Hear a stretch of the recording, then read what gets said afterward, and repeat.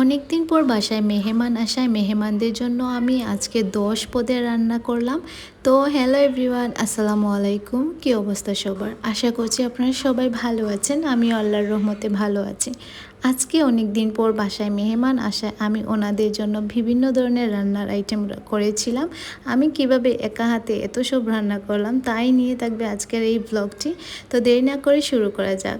তো ভিডিও শুরু করার আগে একটা কথাই বলবো, যদি আপনাদের ভিডিওটা কোনো অংশ ভালো লেগে থাকে অবশ্যই একটু লাইক কমেন্ট শেয়ার করবেন। আর ফুল ভিডিও দেখতে কিন্তু ভুলবেন না। আপনাদের ছোট একটি লাইক নিয়ে যাবে অন্য একজনের পরিবারে। তো দেরি না করে শুরু করা যাক।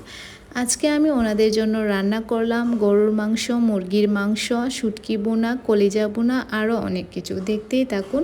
তো মেহমান আসলে আমরা কম বেশ শুটকি, মাংস, মুরগির মাংস এগুলো রান্না করি, কিন্তু স্পেশাল কিছু আছে যেগুলো সবাই পছন্দ করবে। এগুলা আমি রান্না করেছিলাম আজকে কাঁঠালের বিচি দিয়ে গরুর মাংসের ভর্তা। এইটা আসলে আমার কাছে নতুন, আমি ইউটিউব দেখে শিখেছি, কিন্তু অনেক বেশি মজা হয়েছে। আমার কাছে তো মনে হয়েছে এই রেসিপিটা এখন আমার সবচেয়ে ফেভারিট লিস্টের মধ্যে একটি ফেভারিট আইটেম আর কি। তো আমি রাত্রে ফ্রিজ অফ করে রেখেছিলাম, কারণ দেখা যায় যে মাংসগুলো খুব শক্ত করে লেগে আছে, ওগুলা বের করা খুবই টাফ। তাই আমি রাত্রে ফ্রিজটা অফ করে রেখেছিলাম। আমার বোনের শ্বশুরবাড়ি থেকে সবাই আসবে, তাই আমরা খুব মহা খুশি আর সকাল থেকে কাজে লেগে পড়েছিলাম। আমি সব রান্না একা হাতেই করেছিলাম, আর আমার আপু আমাকে একটু হেল্প করেছিল। কারণ দেখা যায় অনেকগুলো আইটেম রান্না করলে একজন যদি সামনে না থাকে তাহলে একজনের পক্ষে করা সম্ভব না। তো আমার চাচিও ছিলেন, উনি কিছু আমাদেরকে এই ধরুন হাতে কাজে মানে একটু হেল্প করেছিলেন আর কি। যেগুলা বানানো যায় ওগুলা উনি আমাদেরকে বানিয়ে দিয়েছেন। এই ধরনের পেঁয়াজ মশলাপাতি যেগুলা, আমি আসলে পেস্ট করা মশলা দিতে পছন্দ করি না। একদম মানে অরিজিনালভাবে একদম তাজা মশলা দিতেই আমার খুব ভালো লাগে। তো আমার কাছে মনে হয় রান্নাটা ফ্লেভারফুল হয়। গরুর মাংস সবসময় হাতে মেখে রান্না করার স্বাদই আলাদা। আর আমি এই গরুর মাংসের মধ্যে দিয়েছিলাম সাতকরা দেওয়ার ফলে গরুর মাংসের ফ্লেভারটা একটু অন্যরকম আসে, খুব মজা হয় খেতে। অন্যদিকে আমি গরুর মাংস ভুনা করে রান্না করব একদম খসিয়ে, তাই আমি একটা টমেটো দিয়েছিলাম আর কিছু গরম মশলা দিয়েছিলাম।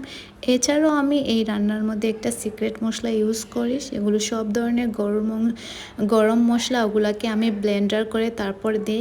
আর এই মশলার রেসিপি যদি আপনারা চান অবশ্যই আমাকে কমেন্ট করে জানাবেন। আমি এই সিক্রেট মশলা কিভাবে মেক করি আপনাদের সাথে শেয়ার করব। যদি আপনাদের মানে জানার ইচ্ছা থাকে অবশ্যই কমেন্ট করে বলবেন। আর দেখতেই পাচ্ছেন আমি সব মশলা দিয়ে দিয়েছিলাম আর সুন্দর করে মাখিয়ে ফেলছিলাম। আর গরুর মাংস তো সবারই খুব ভালো লাগে, আমার দেখেই তো এখনও জিভে জল চলে এসেছিলো। আর এডিট করার সময় আসলে ওই দিনের সব রান্নাটা স্পেশালি সব কিছুই আমার খুব ভালো লেগেছিল। কলিজা ভুনা থেকে শুরু করে সব কিছুই খুব মজা হয়েছিল। আর দেখা যায় যে অনেক মানুষ যখন একসাথে খাওয়া হয় তাহলে মানে খাওয়া যায়, ভালোই লাগে। সবার সাথে গল্প করতে করতে খেতে খুবই ভালো লাগে। আর রান্নার কালারটা দেখতেই পাচ্ছেন, সাতকরা দেওয়ার ফলে রান্নাটা অনেক বেশি সুন্দর হয়েছে।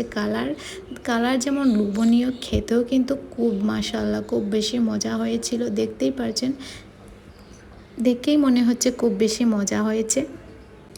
এক এক করে আমার সব রান্না হয়ে যাচ্ছিল। আমি গ্যাসের চুলায়, মাটির চুলায় আর ইনফ্রারেডে সব কিছুতেই আমি রান্নাটা বসিয়ে দিয়েছিলাম, যাতে করে আমার রান্নাটা খুব তাড়াতাড়ি হয়। আর অন্যদিকে আমি ইনফ্রারেডের কলিজা বোনা বসিয়েছিলাম। আর কলিজা বোনার মধ্যে আমি অনেকগুলো পেঁয়াজ কুচি কুচি করে রেখেছিলাম, ওগুলা দিয়েছিলাম। ওগুলা দেওয়ার পরে কি সুন্দর একটা গ্রান এসেছিল, কি বলবো। মানে রান্নার পরে যে গ্রান ওইটাও মনে হয় এরকম গ্রান হয় না, এত সুন্দর গ্রান এসেছিল। আমার কাছে তো মনে হয়েছিল যে না জানি কলিজা বোনাটা কত মজা হবে। আসলেই কিন্তু কলিজা বোনাটা একদম অন্য রকমের মজা হয়েছিল ওই দিনেরটা।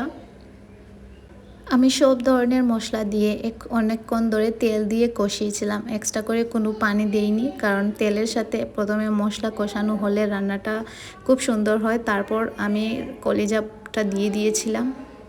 আস্তে আস্তে আমার রান্নাগুলো শেষ হয়ে যাচ্ছে, অনেকগুলো রান্না, তাই আমি তাড়াহুড়ো করছিলাম, কারণ একটির পর রান্না হওয়ার পরে আরেকটি রান্না বসাতে হবে, ভাতও রান্না করতে হবে, তাছাড়া মেহমানদের জন্য নাস্তাও রেডি করতে হবে। মেহমান আসলে তো কম বেশ আপনাদের সবাই জানা আছে যে কতটুকু কাজ জমা হয়ে যায়, আসলে একটা পর একটা সব কিছু যেন মেস হয়ে যায়।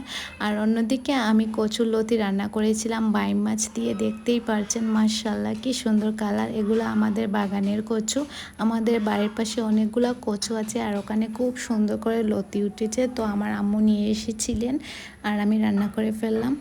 অনেক মজা হয়েছে, দেশি মাছ দিয়ে কচুরলতি খুব ভালো লাগে। তো আমি অন্যদিকে শুটকি রান্না করছিলাম, আলু দিয়ে শুটকি। আর এই শুটকিটা আমার কাছে মনে হয় যে বাজারের সব শুটকির থেকে এই শুটকিটা খুব মজা, আমার কাছে খুব ভালো লাগে। বাসায় যত শুটকি বানানো হয় না কেন, এই শুটকিটা আমার কাছে খুবই ভালো লাগে, মানে বাজারি শুটকির মধ্যে। তো আমি ভুনা করে রান্না করেছিলাম আলু দিয়ে। এই শুটকি ভুনাটা আপনারা একবার ট্রাই করে দেখতে পারেন, খুব মজা হয়। আর এগুলোর সাথে যদি হয় বোম্বে মরিচ, তাহলে তো আর কোনো কথাই নেই। আর মেহমানরা অনেক প্রশংসা করেছিলেন, কারণ সবগুলো রান্নাই আসলে অনেক বেশি মজা হয়েছিল, ওনাদের অনেক বেশি পছন্দ হয়েছে। আর যদি বাসায় মেহমান আসে, ওনারা খুব এনজয় করে খান, যে কোনো জিনিস বলেন অনেক বেশি খেতে ভালো হয়েছে। আসলে তখন নিজের কাছেই খুব ভালো লাগে, মনে হয় যে রান্নাটা করে সার্থক হয়েছে। আসলে এই ফিলিংসটা আপনাদের কেমন লাগে আমি জানি না, তবে আমি যখন কিছু রান্না করি মেহমানদের জন্য, আর ওনারা যখন বলে, আমার কাছে আসলে খুবই ভালো লাগে, কি আর বলবো। আমার সব রান্না অলমোস্ট শেষ, তারপর আমি রোস্ট রান্না করব। রোস্ট রান্না করার জন্য আমি আলাদা করে রেখে দিয়েছিলাম, তাদের জন্য রোস্ট রান্না করব। আর কিছু মুরগির মাংস আমি ফ্রিজে রেখে দিয়েছিলাম, কারণ সবগুলো লাগবে না। তো আমি রোস্ট রান্নার জন্য হলুদ মরিচ সবগুলো মশলা দিয়ে দিয়েছিলাম, মাখিয়ে নিয়েছিলাম, তারপর আমি ফ্রাই করে নিব। তো আমি একটা ফ্রাই প্যান বসিয়ে দিয়েছিলাম, তো আস্তে আস্তে সব মাংসগুলোকে আমি ভাজা ভাজা করে ফেলবো।